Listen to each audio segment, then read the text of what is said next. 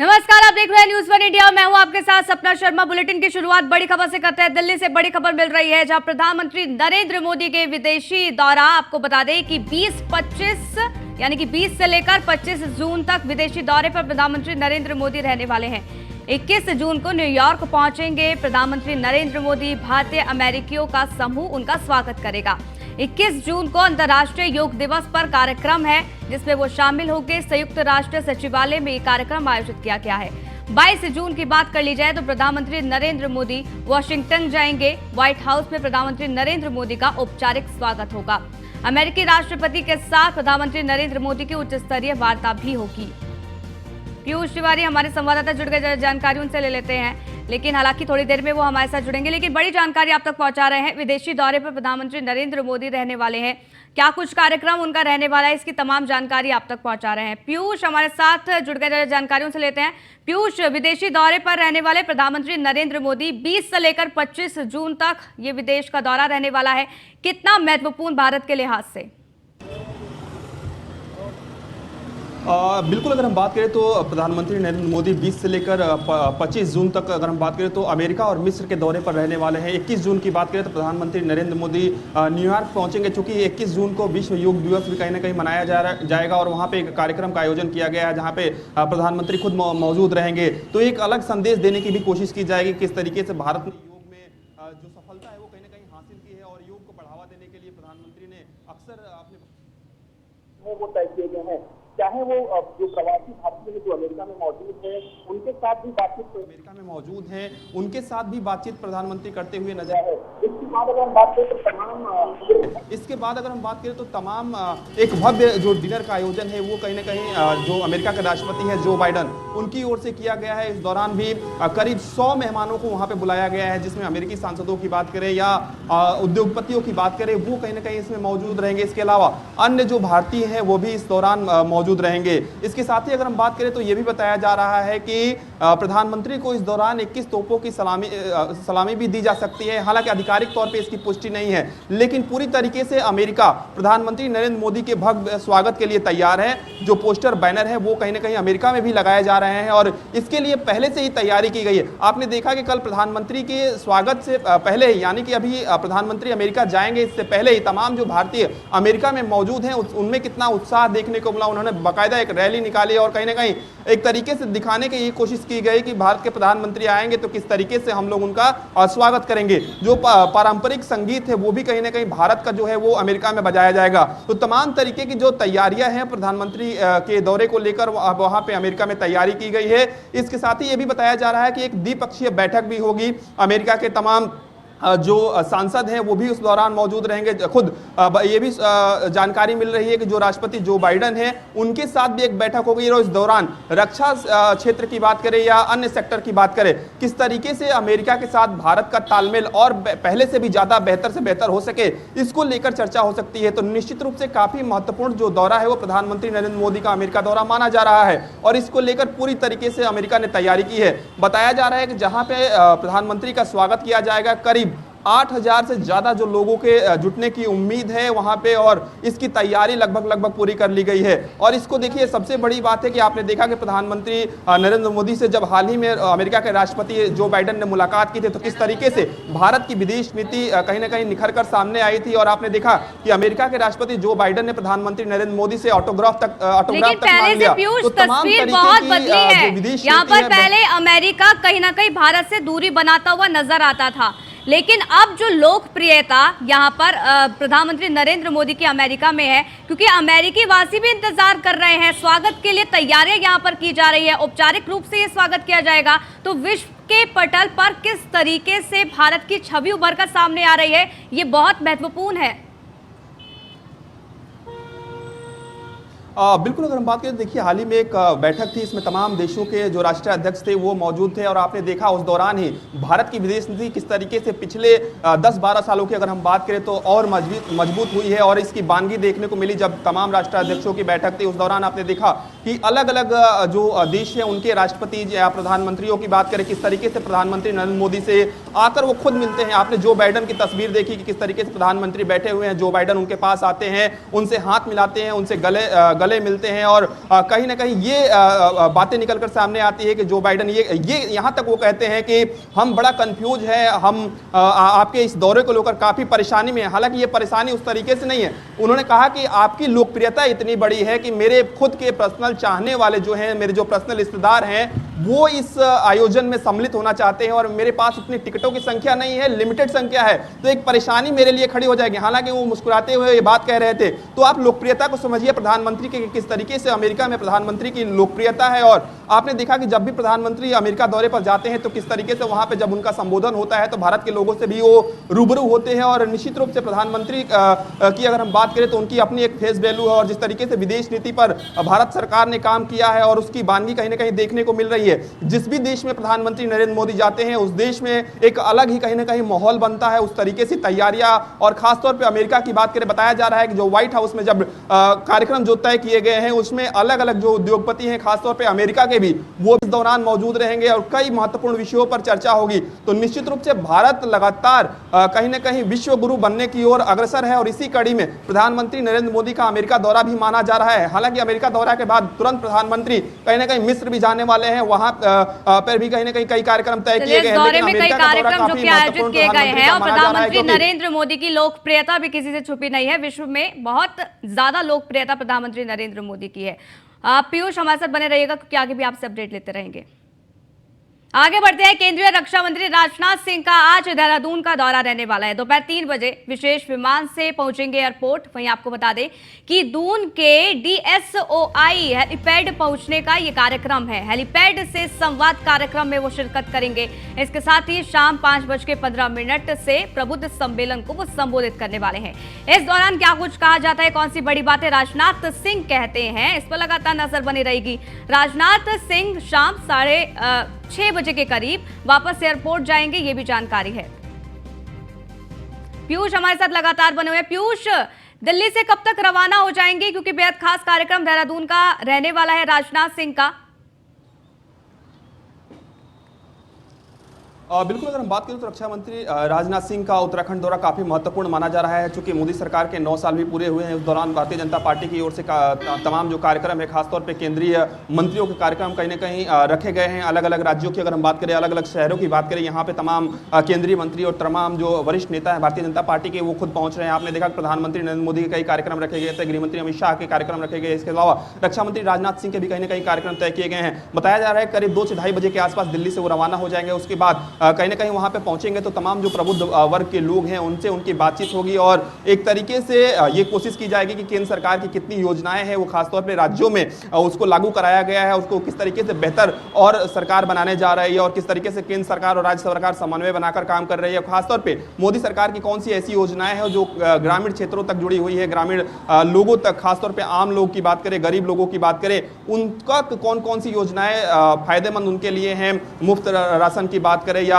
अगर हम बात करें मेडिकल सुविधाओं में, आपने देखा किस तरीके से तमाम जो योजनाएं हैं वो कहीं ना कहीं मोदी सरकार की ओर से लागू की गई। आयुष्मान कार्ड की बात करें, इसके साथ ही उज्ज्वला योजना की बात करें, तो तमाम ऐसी योजनाएं हैं मोदी सरकार की जिसको जनता के बीच में लागू कराया गया। और सबसे बड़ी बात है कि मोदी सरकार या बीजेपी की बात करें, बीजेपी चाहती है कि केंद्र सरकार की तमाम योजनाओं के बारे में जनता को बताया जाए और खासतौर पर बूथ लेवल तक की जनता की बात करें, कार्यकर्ताओं की बात करें, पहले कार्यकर्ताओं को बताया जाए और कार्यकर्ता जो है वो बूथ लेवल स्तर पर कहीं ना कहीं ग्रामीण क्षेत्रों में इस योजनाओं को पहुंचाएं या बताएं। और इसके साथ ही अलग अलग जो कार्यक्रम है वो निश्चित रूप से तय किए गए हैं। इसी कड़ी में कहीं ना कहीं रक्षा मंत्री राजनाथ सिंह का भी दौरा काफी महत्वपूर्ण उत्तराखंड में माना जा रहा है। अब देखना होगा कि जब वो प्रबुद्ध जन से मुलाकात करते हैं तो क्या वाकई क्या उनका संबोधन होता है और अगर संबोधन होता है तो इस दौरान रक्षा मंत्री राजनाथ सिंह क्या कुछ कहते हुए नजर आ रहे हैं। लेकिन एक बात स्पष्ट है कि जिस तरीके से ये दौरा माना जा रहा है, काफी तैयारियां वहां पे की गई है। खासतौर पर सुरक्षा के लिहाज से अगर हम बात करें तो तमाम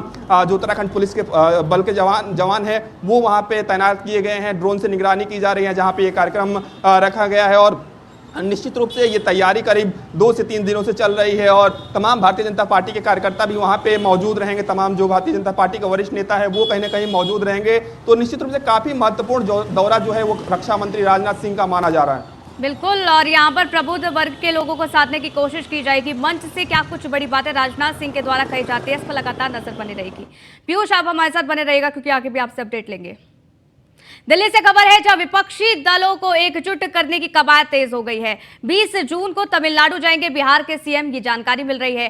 सीएम स्टालिन से यहां पर नीतीश कुमार मुलाकात करेंगे। वहीं 23 जून को बिहार के पटना में विपक्षी दलों की बैठक होने जा रही है और इसको लेकर ये मुलाकात बेहद खास, बेहद अहम है। यहाँ पर समर्थन लिया जाएगा और साथ ही साथ ये बोला जाएगा कि 23 तारीख को आप आइए और विपक्षी एकजुटता दिखाइए।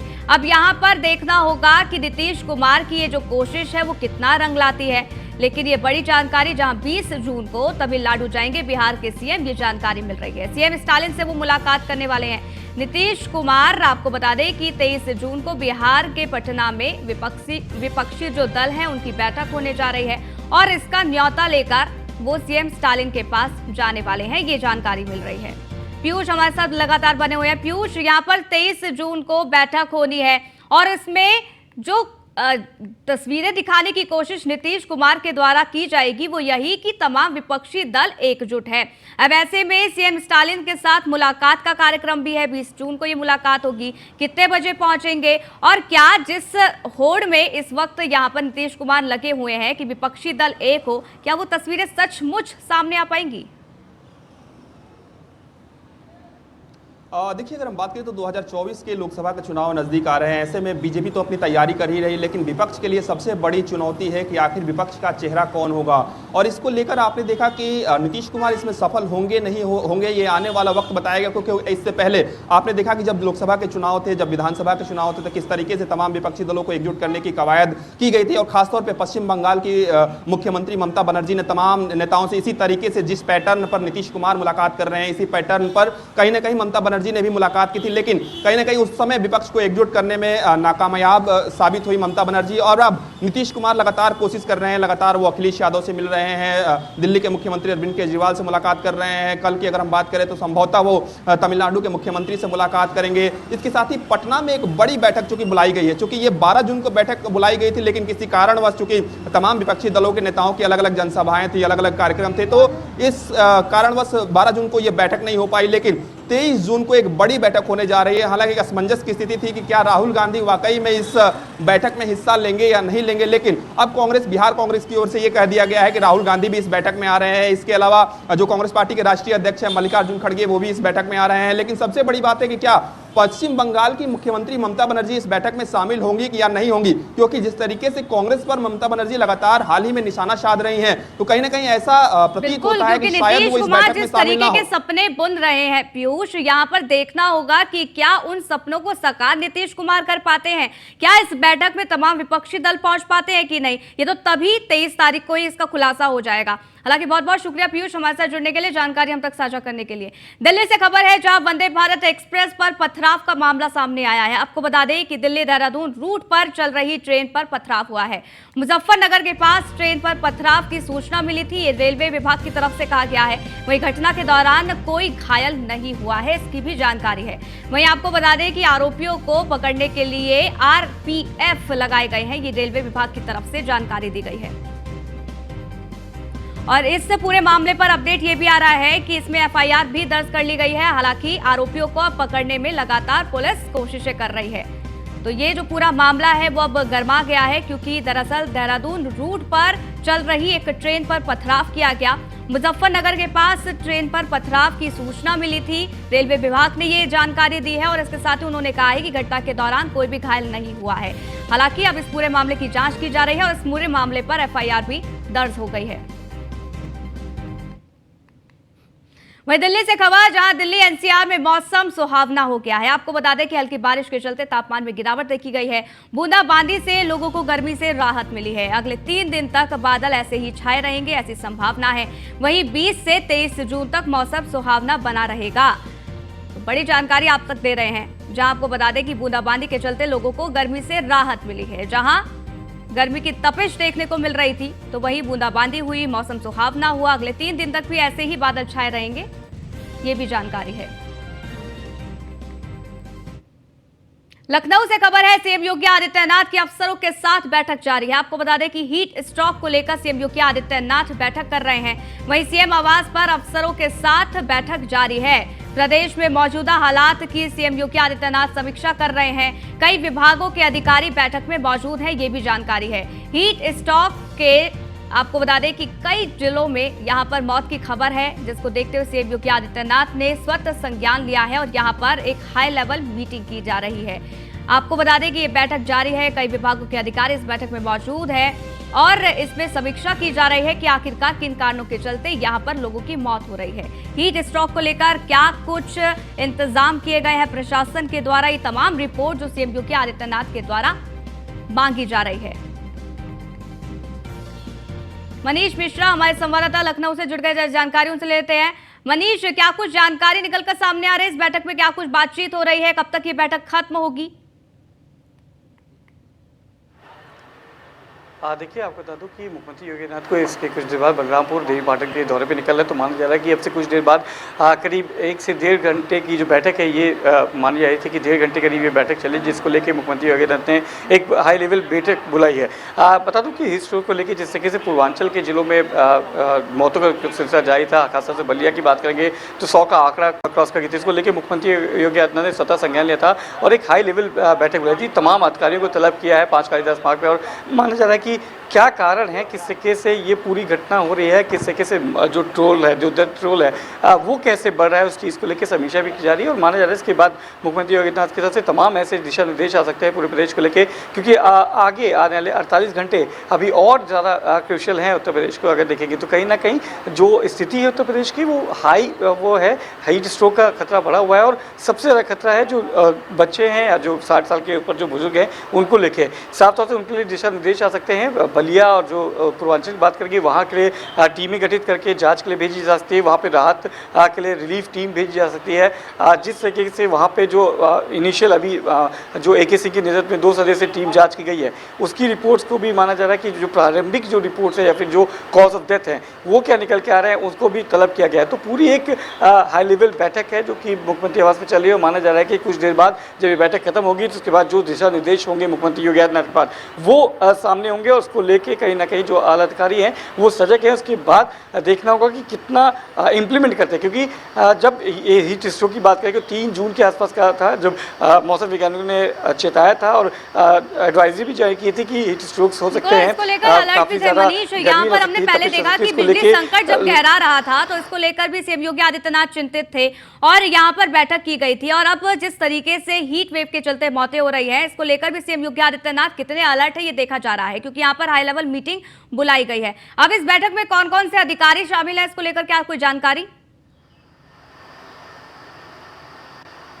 देखिए, आपको बता दो चिकित्सा स्वास्थ्य के आला अधिकारी हैं जो मंडलायुक्त हैं, वो शायद VC से वहाँ पे जुड़े हुए हैं। तमाम जो टीम 9 के जो अधिकारी हैं वो इस मुहिम में जुड़े हुए हैं। तो माना जा रहा है कि जिस तरीके से एडवाइजरी पहले जारी की गई थी उसको लेके किस तरीके से प्रशासन ने वहाँ पे कौन सी लापरवाही हुई है, और सबसे अहम बात की मुख्यमंत्री की जो बैठक है इसमें माना जा रहा है कि तमाम ऐसे अधिकारी हैं जिनके ऊपर गाज भी गिर सकती है, जो जाँच की दायरे में भी आ सकते हैं। क्योंकि जब एडवाइजरी शुरू में जारी की गई थी तो क्यों नहीं प्रिकॉशंस लिए गए, इसको लेके भी पूछा जाएगा। इसको लेकर मुख्यमंत्री योगी आदित्यनाथ क्योंकि सख्त निर्देश देते हुए नजर आ चुके थे। हमने देखा था बिजली कटौती को लेते हुए जिस तरीके से तमाम प्रयास लगाए जाए थे, विभाग की तरफ से तमाम चीज़ें की जाती, तो उससे असंतुष्ट दिखे थे मुख्यमंत्री योगी आदित्यनाथ, और उन्होंने खुद मंत्री के साथ और तमाम अधिकारियों को बैठक बुलाई थी। उसी के लेते अब जिस तरीके से हमने देखा था बलिया और पूर्वांचल के एरिया में जिस तरह के हीट स्ट्रोक्स को लेकर जो मौतें हो रही हैं उसको स्वतः संज्ञान लिया, उसको लेकर हाई लेवल बैठक बुलाई और माना जा रहा है कि इसके बाद भी कुछ कड़े निर्देश आ सकते हैं।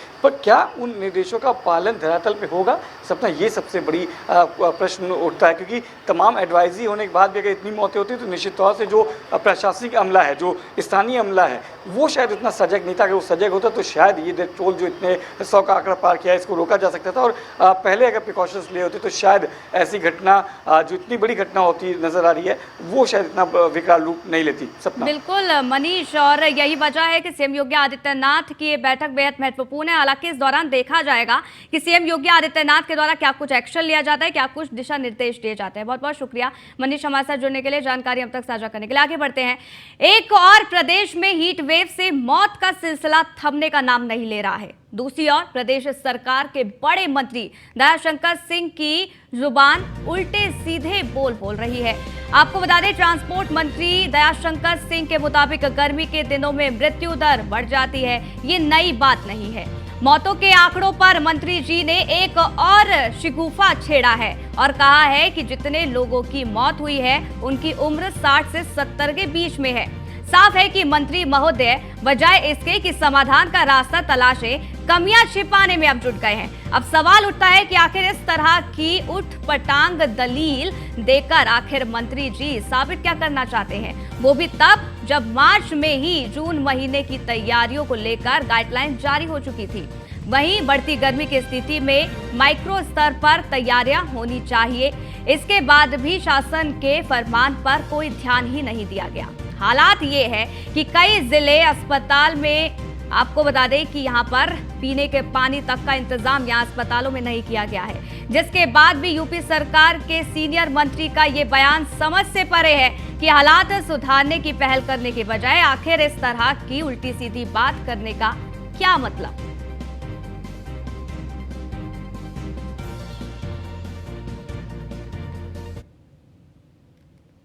मॉनिटरिंग कर रहे हैं। और देखिए, गर्मी के समय में पहले भी में थोड़ा मृत्यु दर बढ़ जाती है, ये पहले का भी है। तो वो ऐसा नहीं है कि केवल इसी के कारण हो रहा है, ऐसा नहीं है। ये गर्मी के मौसम में आप बुजुर्ग आप देख रहे होंगे, उसमें कोई 70 साल 60 साल से ऊपर के लोग ही हैं। तो ये जनरली होता है। और उसकी पूरी हम लोग रोकथाम के लिए जो भी सरकार की तरफ से व्यवस्था, जिला अस्पताल पर सभी हमारे दो ज्वाइंट डायरेक्टर लेवल के लोग यहाँ पर उपस्थित हैं और काम कर रहे हैं, इसकी मॉनिटरिंग कर रहे हैं। ये देखिए, यहाँ पर मंत्री दयाशंकर ने क्या कुछ कहा, आपने सुना। अभी किस तरीके का गैर जिम्मेदाराना बयान है। गर्मी के दिनों में मृत्यु दर बढ़ जाती है, दयाशंकर ने कहा है। ये कोई पहली बार नहीं हुआ है, और अगर पहली बार नहीं हुआ तो ऐसे में सवाल उठता है कि इंतजाम आखिरकार क्यों नहीं किए गए। इससे पहले भी ऐसी घटनाएं हुई हैं तो इंतजाम क्यों नहीं किए गए। दयाशंकर का ये बयान किस और इशारा करता है, ये तो भाई वही जाने। लेकिन आपको बता दें कि मरने वाले 60-70 वर्षीय बुजुर्ग हैं, ये दयाशंकर सिंह ने कहा है। परिवहन मंत्री दयाशंकर सिंह का संवेदनहीन ये बयान है। एसके वाजपेयी लखनऊ से हमारे संवाददाता जुड़ गए, जानकारी उनसे लेते हैं। एसके, एक तरफ तो बेहद ये मामला चौंकाने वाला है कि किस तरीके से लोगों की मौत हो रही है हीट वेव के चलते, लेकिन दूसरी तरफ दयाशंकर सिंह का ये बयान अब किस और इशारा कर रहा है। वो तो साफ तौर पर कह रहे हैं, पल्ला झाड़ते हुए, कि ऐसे तो मौतें होती रहती हैं और इससे पहले भी इसी तरीके से गर्मियों में मौतें होती हैं। यहाँ तक कि ये बोल दिया गया है कि 60 से 70 बुजुर्गों की मौत हो रही है। यहाँ पर इस तरीके से प्रशासन को आखिरकार क्यों बचाया जा रहा है? बिल्कुल, निश्चित तौर पर बड़े सवाल जरूर हैं, क्योंकि सवाल इसलिए भी हैं कि मुख्यमंत्री योगी आदित्यनाथ ने लगातार इस सारी चीजों को लेकर कई महीनों पहले से ही बैठकें की थी, जिसमें पूरे प्रदेश भर में इनकी व्यवस्थाएं करने, जगह जगह प्याऊ लगाने, साथ ही साथ अस्पतालों में व्यवस्थाओं को दुरुस्त करने के निर्देश मुख्यमंत्री की तरफ से दिए गए थे। लेकिन बावजूद इसके अफसरों ने वो तैयारियां, वो व्यवस्थाएं नहीं की। यही एक वजह है कि अगर हम बलिया की बात करें तो पिछले 9 दिनों के अंदर 458 मरीज वहां के विभिन्न जो सरकारी अस्पताल हैं वहां पर भर्ती हुए, जिसमें से 103 मरीजों की मौत हो चुकी है। 20 से ज्यादा मरीज मऊ और वाराणसी के अस्पतालों में रेफर किए जा चुके हैं और अभी भी करीब 150 से ज्यादा मरीज बलिया के विभिन्न अस्पतालों में भर्ती हैं। सीधे तौर पर उस समय इस तरीके का मंत्री का बयान आना निश्चित तौर पर ही शर्मनाक है और इस तरीके के बयान देने से पहले जरूर कहीं न कहीं मंत्री को सोचना चाहिए था इन सारी गैर चीजों जिम्मेदाराना ये बयान है। हालांकि अब इस बयान के बाद क्या कुछ होता है ये देखना होगा, लेकिन इस तरीके से बयान देना कहीं ना कहीं असंवेदनशीलता को दिखाता है। बहुत बहुत शुक्रिया इसके हमारे साथ जुड़ने के लिए, जानकारी हम तक साझा करने के लिए। आगे बढ़ते हैं। मेरठ पहुंचे आपको बता दें कि डीजीपी विजय कुमार और एसीएस होम, आपको बता दें कांवड़ यात्रा को लेकर 4 राज्यों के अफसरों की बैठक यहां पर यूपी डीजीपी एसीएस होम की अध्यक्षता में बैठक हो रही है, ये जानकारी मिल रही है। हरियाणा, दिल्ली, उत्तराखंड के आला अधिकारी मौजूद हैं, साथ ही साथ मेरठ के कमिश्नरी सभागार में हो रही बड़ी बैठक। हालांकि इस बैठक से अब क्या कुछ निकलकर सामने आएगा ये देखना होगा, लेकिन यहाँ अतुल शर्मा मेरठ से हमारे संवाददाता जुड़ गए, जानकारी उनसे ले लेते हैं। अतुल, इस बैठक को लेकर क्या कुछ जानकारी?